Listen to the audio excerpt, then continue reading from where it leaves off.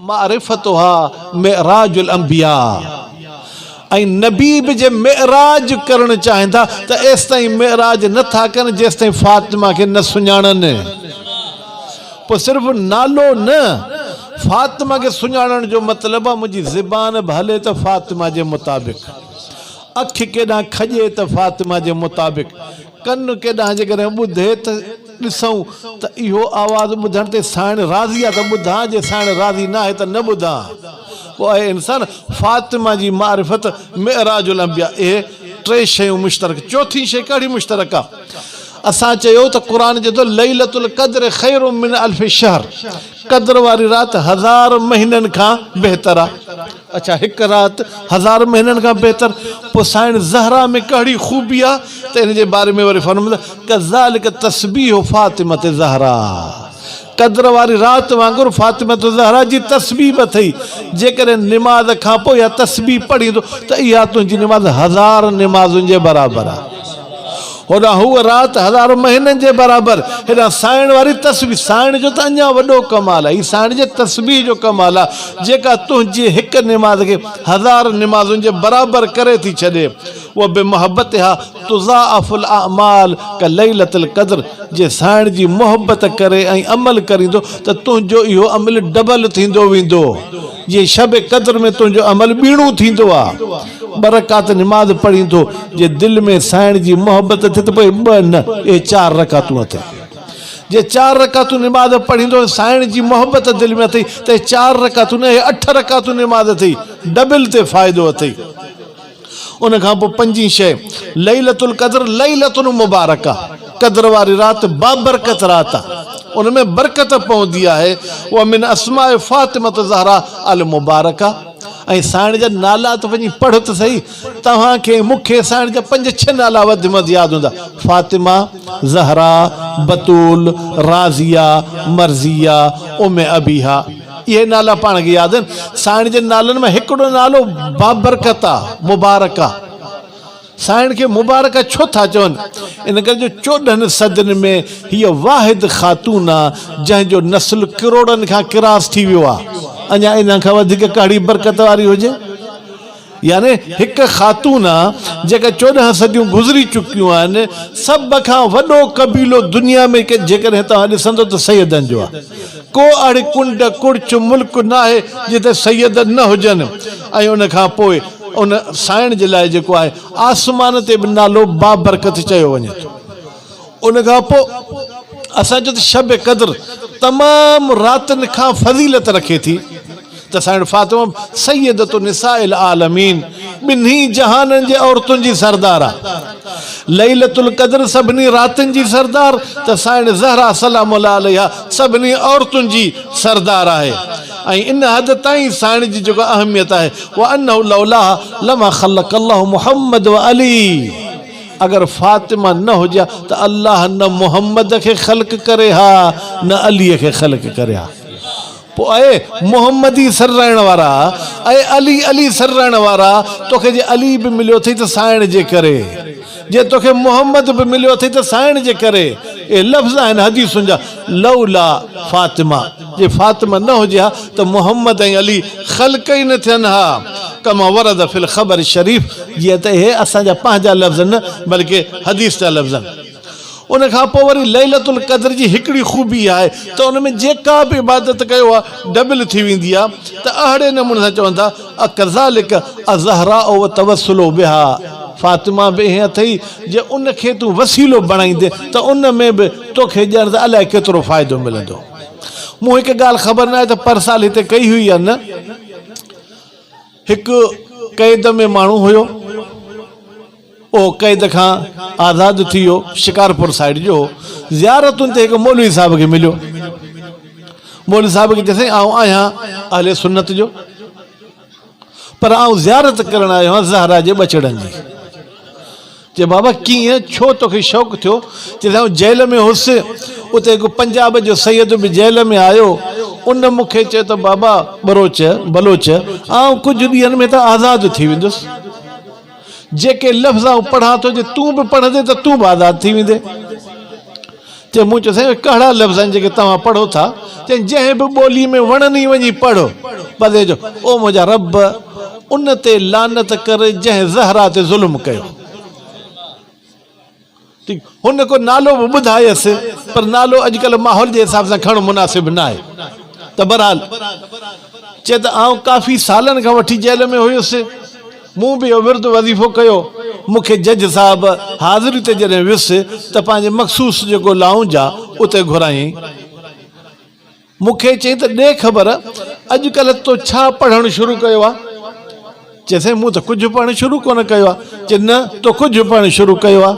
चइसि मूं हीअं सिंधीअ में जुमिलो हीअं चवंदो आहे, या रब जंहिं साण ज़हरा ते ज़ुल्म कयो हुन ते लानत कर, इहो पढ़ंदो आहियां। चए मूंखे राति ख़्वाब में हिकु परदे में कारे बुरके में बीबी नज़र आई जंहिं चयो त हिन कैदीअ खे तूं आज़ादु कर, इन करे तूं अॼु खां पोइ आज़ादु आहे। चए पोइ मूं पुछा गछा कई त साइण जो भला किथे ज़ियारत करणु वञा, त मूंखे इहो ॿुधायो त हुनजी क़बर जी त ख़बर कोन थी पई या जन्नतुल बकी में आहे त उते तोखे वञणु कोन ॾींदा, बाक़ी ईरान इराक में साइण जा ॿचिड़ा आहिनि हुनजी वञी ज़ियारत करे अचु। पोइ मुंहिंजो दोस्त मोल साहिबु चए थो मूं उनखे उन इमाम जे ज़रिए ते हथु रखी चयमि त साइण जो जेको कातिल अथई न, इहो जेको तोखे नालो ॿुधाए इहो फलाणो अथई, उहो आहे। त पोइ अॼु खां पोइ आउं हथ खोले निमाज़ पढ़ंदुसि ऐं अॼु खां पोइ मूं उहो शइ छॾी। सलवात पढ़ंदा बोलंदा आवाज़ सां अल्लाहुम्मा सल्ली अला मुहम्मद आले मोहम्मद। त साइण खे वसीले ठाहिण सां मुश्किलूं हल थियनि थियूं जेकॾहिं को हुनखे सम्झे। अठी शइ जेका साइण ऐं जेको आहे लैलतुल क़द्र में मुश्तरक आहे, उहा कहिड़ी शइ आहे? अठी शइ अल क़ुरान हुआ नूर व नज़र फी लैलतुल क़द्र। क़ुरान पाण बि नूर आहे, लथो बि क़द्र वारी राति आहे ऐं क़द्र वारी राति बि नूर आहे, पोइ साइण बि नूर आहे। जी हाँ, चवंदा क़ुरान मजीद जी हिकु आयत आहे, कहिड़ी आयत आहे? अल्लाह नूर समावात वल अर्ज़, अल्लाह आसमाननि ऐं ज़मीन जो नूर आहे। इन नूर खां मुराद फातिमत ज़हरा आहे। त शब क़द्र बि नूर, त साइण फातिमत ज़हरा बि नूर। ऐं नाई शइ जेका साइण ज़हरा ऐं क़द्र वारी राति में मुश्तरक आहे, क़द्र वारी राति जेका आहे उहा कहिड़ी राति आहे? लैलतु सआदा, सआदत जी राति आहे, यानी नेक बख़्त थियण जी राति आहे। वल फातिमा तो सिर सआदा, ऐं फातिमा वरी सआदत जो बि राज़ अथई। इन राज़ ते पहुते त इज़त वारो थींदे, जे न पहुते त कॾहिं बि इज़त वारो नथो थी सघीं। ॾहीं शइ वरी कहिड़ी आहे? तक़द्दसत लैलतुल क़द्र वमा क़ब्लहा वमा बादहा। शब क़द्र पाण बि इज़त वारी राति आहे, उन खां पहिरियां वारी बि पोयां वारी बि, छो जो जेको इज़त वारे सां वेहंदो उहो बि इज़त वारो थींदो। त हाणे हीअ राति अहिड़ी आहे जेका पाण खां अॻी ऐं पोयनि रातिनि खे इज़त वारो बणाए छॾे थी। त साईं किताब वारो फरमाए थो कज़ालिक ज़हरा, क़द्र वारी राति वांगुरु ज़हरा बि। छो? इहो तरम ज़ुरियत हा, उनजे नस्ल जी बि क़यामत ताईं इज़त थींदी रहंदी। उनजे नस्ल में को कमाल कोन्हे, पर छो जो साइण सां लाॻा पियल आहिनि, साइण जे करे एतिराम आहे। जीअं क़द्र वारी राति जे करे उनखां अॻियनि पोयनि रातिनि जी बि पाण इज़त कंदा आहियूं, अहिड़े नमूने सां जेके साइण सां लाॻा पियल आहिनि त उन्हनि जी बि असां इज़त कंदा आहियूं। ऐं उनखां पोइ जेको आहे हुबन बिहा, साइण जे मोहबत जे करे। हिन सैयद सां मुंहिंजी का मोहबत न आहे, अगरि मोहबत आहे त साइण जे करे मोहबत आहे। त पोइ हिन वारी मोहबत हेॾी ॼण मुंहिंजी साइण सां मोहबत थी। सलवात पढ़ंदा बोलंदा आवाज़ सां अल्लाहुम्मा सल्ली अला मुहम्मद आले मुहम्मद। यारहीं शइ जेका मुश्तरक आहे लैलतुल क़द्र ऐं साइण ज़हरा जे विच में, लैलतुल क़द्र लैलतुल खलास मिन अन्नार वल इत्क़ मिन जहन्नम। क़द्र वारी राति जहन्नुम खां आज़ादीअ जी राति आहे, बाहि खां ऐं अज़ाब खां जुदा थियण जी राति आहे। पोइ साइण कज़ालिक फातिमा तफ़्तिम शीअतहा मिन अन्नार, साइण फातिमा बि पंहिंजे शीअनि खे जहन्नुम खां जुदा कंदी। नबी करीम फरमायो अय फातिमा, तोखे ख़बर आहे तोखे फातिमा छो चयो वियो आहे? तोखे इन करे फातिमा, फातिमा माना जुदा करण वारी, तोखे इन करे फातिमा चयो आहे जो तूं पंहिंजे मञण वारनि खे जहन्नुम खां जुदा कंदी आहे। कीअं जुदा कंदी? हिते मुंहिंजे ख़्याल में को हिकु ॿ अधो अहिड़ो आहे जंहिंजो कुकड़नि जो बि शौक़ु आहे, त इन करे कुकड़ वारा लफ़्ज़ हदीस में आहिनि। पोइ तल तक तो मिनल महशर कमा तल तक तो दुजाज तो हब्बा तल कम है। पोइ साइण फातिमा शींहनि खे ईअं चूंडींदी जीअं कुकुड़ ज़मीन तां कणिक जा दाणा खणंदो आहे। तव्हां खाधल कणिक कुकड़ जे अॻियां उछलायो, कणिक में अगरि जेको आहे कि जीत हूंदा त कुकुड़ उनखे ठुंब न हणंदो, दाणू कीअं ॻोल्हे ॻोल्हे खणंदो आहे। अहिड़े नमूने सां मूं कंहिं ॿी जॻह ते पढ़ियो त साइण अव्वलु मन यदखुलुल जन्नह, सभ खां पहिरियों इंसान जेको जन्नत में ईंदो साइण हूंदी। पोइ जॾहिं जन्नत जे दरवाज़े ते पहुचंदी पोइ साइण हेॾां होॾां थोरो वाझाईंदी नज़र कंदी जे कंहिंजो इंतज़ारु कबो आहे। पोइ पुछियो वेंदो फातिमा कंहिंजो इंतज़ारु करींदी? चऊं इंतज़ारु कयां थी उन्हनि जो जंहिं मुंहिंजे बचे हुसैन जे करे कंहिंखे को ढुक पाणीअ जो पियारियो हो या को गिरह मानीअ जो खारायो हो, ऐं अॼु पंहिंजी इज़त ॾिसणु चाहियां थी। पोइ रब चवंदो तूं वञ उन्हनि खे वठी आ। पोइ साइण ईंदी उन्हनि खे ईअं चूंडे वठी वेंदी जीअं को पखी जेको आहे उहो दाणा खणंदो आहे। उन खां पोइ 12 शइ जेका शब क़द्र ऐं साइण जे विच में मुश्तरक आहे। लैलतुल क़द्र सिर्रुन मिन असरारिल्लाह, लैलतुल क़द्र अल्लाह जे राज़नि मां हिकु राज़ आहे जंहिं राज़ खे को सम्झो ई न आहे।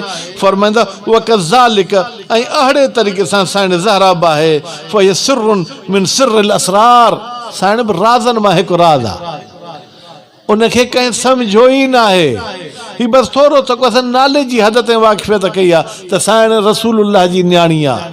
हालांकि हिकु हदीस में ईअं बि मिले थो, नबी करीम जो फरमान त अञा का मख़लूक ख़ल्क़ ई न थी हुई त साइण खे रब पंहिंजे नूर मां ख़ल्क़ कयो हो। पोइ कंहिं चयो त या रसूलल्लाह, पोइ असां त चऊं था त तव्हांजी न्याणी आहे। पुछे जॾहिं हज़रत आदम अलैहिस्सलाम ख़ल्क़ थियो त हीअ हिकु नूर जे प्याले में आसमान जे कंहिं कुंड ते हुई। पोइ उन वक़्तु इहा दुआ कई वई त अय रब इनखे हज़रत आदम जे नस्ल में रखो। हुई पहिरियां ई, पोइ हज़रत आदम जे नस्ल खां मुंतकिल थींदी थींदी मूं वटि आई, पोइ इहा मुंहिंजी सर्राए थी जेका न त हिनजी ख़िलक़त रब पंहिंजे नूर मां ख़ल्क़ कई हुई। त अहिड़े तरीक़े सां साइण बि जेका सिर्रुन मिनल असरार, राज़नि मंझां हिकु राज़ आहे। 13 शइ लैलतुल क़द्र सैयदतुल लयाली, लैलतुल क़द्र रातनि जी सरदार आहे। फातिमतु ज़हरा सैयदतु निसाइल आलमीन, पूरे जहाननि जे औरतुनि जी सरदार आहे। उन खां पोइ 14 शइ जेका मुश्तरक आहे लैलतुल क़द्र में ऐं साइण ज़हरा में। लैलतुल क़द्र अञा ताईं असांखां मजहूल आहे, अञा ताईं असांखे ख़बर कोन थी पई त लैलतुल क़द्र कहिड़ी आहे। अॼु बि वञो साइण जी क़ब्र जी का ख़बर कोन थी पवे। के चवंदा जन्नतुल बकी में आहे, के चवंदा मिंबर ऐं रसूल जे महराब जे विच में आहे, के चवंदा रसूल सां गॾु आहे। अफ़सोस इहो जंहिं साइण जे दरवाज़े ते नबी बची सलाम करे पोइ दाख़िल थींदो हो, मुस्लमान बाह जा ओला खणी उन दर ते पहुता। दरवाज़ो अहिड़ी त गुस्ताखी सां खड़कायूं जो शायदि कंहिं अॼु ॾींहं ताईं न खड़कायो हो। दरवाज़े जे पोयां ॾेढीअ जी भित हुई। साइण उन भित वटि अची पुछे थी केरु आहियो तव्हां? चे फातिमा दर खोलियो न त दर खे साड़े छॾींदासूं। चे हिन घर में त हसन ऐं हुसैन बि आहिनि। चे भली छो न हुजनि। चे मूं अञा बाबे जे ॾुख वारी पर चादर ई न लाथी आहे, यानी छा अञा मूं बाबे जो पथर ई ख़तमु न कयो आहे, अञा मूं मथे धोई न कई आहे। छॾे हलिया नथा वञो। ज़ालिमनि दरवाज़े खे बाहि ॾिनी। दरवाज़े जो सड़णु हुयो, उनजे लोहे कोकनि जो ॻाढ़ो थियणु हुयो। कंहिं महिल उन दरवाज़े खे अहिड़ो थुॾो हयो जो हिकु पासे उहा भित, ॿिए पासे साइण, विच पासे खां दर साइण ज़मीन ते अचनि थियूं। दरवाज़ो साइण जे मथां किरी पवे थो। ज़ालिम उन दरवाज़े जे मथां लत रखी अंदरि वञनि था।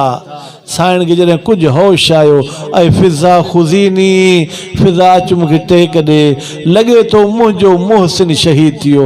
या रसूल अल्लाह, ही तुंहिंजा उहे उम्मती आहिनि जंहिं तुंहिंजे ॾोहिटे जे विलादत खां पहिरियां ई उनखे शहीद करे छॾियो। साइण ज़हरा जीअं उथनि थियूं, ऐं फिज़ा ऐं न अली, अली केॾां वियो? साइण अलीअ खे त दरबार में वठी विया। साईं बि मसाबी हुई पढ़ियो ऐं ॿ जुमिला पढ़ा। साइण पंहिंजे ॿचड़नि खे वरितो आहे, पंहिंजी अबा खे सही संभालियो अथई, पंहिंजे बाबे जे मज़ार मुबारक ते वई आहे। मदीने में ज़िलज़िलो ॼण त अची वियो आहे। मौला अली चए थो सलमान वञ, फातिमा खे चओ बददुआ न करे, छो जो साईं जे बद दुआ करे हा त जीअं हू यहूदी तबाह बर्बाद थी वञनि हा अहिड़े नमूने सां मदीने वारा बि तबाह बर्बाद थी वञनि हा। सलमान अचे थो चए थो बीबी छा बददुआ कयो था? चए सलमान अञा बि बददुआ न कयां। जे अली चयो अथई बद दुआ न कर। साईं उन ॾींहं खां पोइ घर त मोटी पर सिधी थी न हली, हमेशह जीअं रुकूअ जी हालत में हूंदो आहे। साईं झुकी हलंदी ही पहलू ते हथ रखियल हो। कहिड़े वक़्तु साईं इहा वसीयत कई, ऐं अली मूंखे गुस्ल बि राति जो ॾिजां, मूंखे दफ़न बि राति जो कजां, मूंखे जेका कफ़न बि राति जो पाराइजां। ऐं अली मूं ख़्वाब लधो आहे त मूंखे मुंहिंजो बाबो वठणु आयो आहे। मौला अमीर रोई पियो थो, चए थो फातिमा अञा तुंहिंजे बाबे वारो ॾुख ई मुंहिंजे मथां न लथो आहे, तूं वेंदीअ त वरी नबीअ जहिड़ो ॿियो मूंखे ॾुख अची वेंदो।